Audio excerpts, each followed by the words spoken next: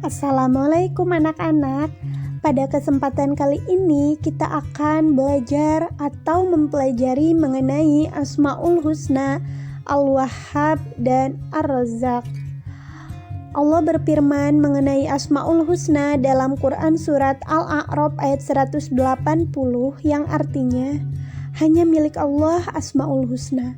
Maka bermohonlah kepadanya dengan menyebut Asmaul Husna itu, dan tinggalkanlah orang yang menyimpang dari kebenaran dalam menyebut nama Allah. Nanti mereka akan mendapat balasan terhadap apa yang mereka kerjakan.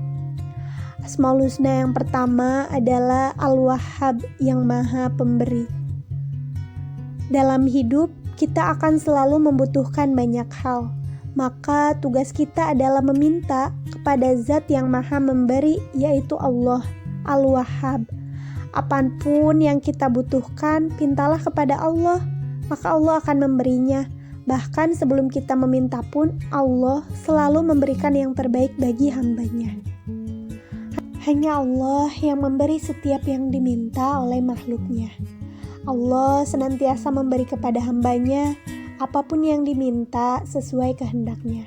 Tugas kita hanyalah berusaha, kemudian berdoa, lalu meminta agar Allah mewujudkan apa yang kita butuhkan. Allah mengajarkan manusia untuk senantiasa berdoa dan hanya meminta kepada Allah. Karena hanya Allah lah yang Maha memberi makhluknya tanpa diminta sebelumnya. Allah akan memenuhi kebutuhan setiap makhluknya.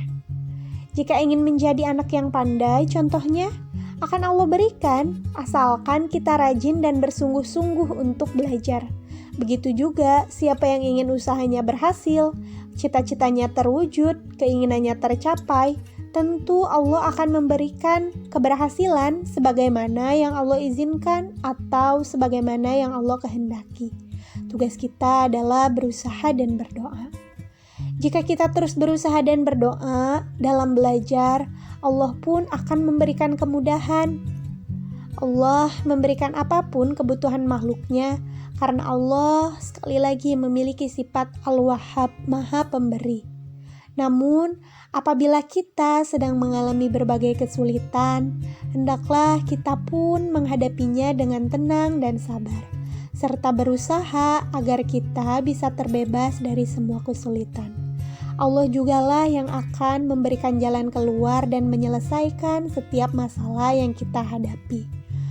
Kita hanya perlu meminta kepada Allah, berdoa agar diberikan yang terbaik dalam setiap kehidupan yang kita jalani. Kunci utama ketika meminta atau berdoa kepada Allah adalah dengan sabar, tidak banyak mengeluh, dan berdoa. Insya Allah akan Allah berikan apa yang dibutuhkan oleh setiap makhluknya. Sabar di sini adalah kita tidak berpikir hal-hal yang jelek kepada Allah ataupun banyak mengeluh. Yang selanjutnya adalah Ar-Razzaq, Maha Pemberi rezeki. Allah Maha Pemberi, oleh karena itu Allah memberikan rezeki kepada hambanya, kepada seluruh makhluknya tanpa terkecuali. Allah pun menentukan rezeki bagi setiap makhluknya sesuai dengan kebutuhannya masing-masing.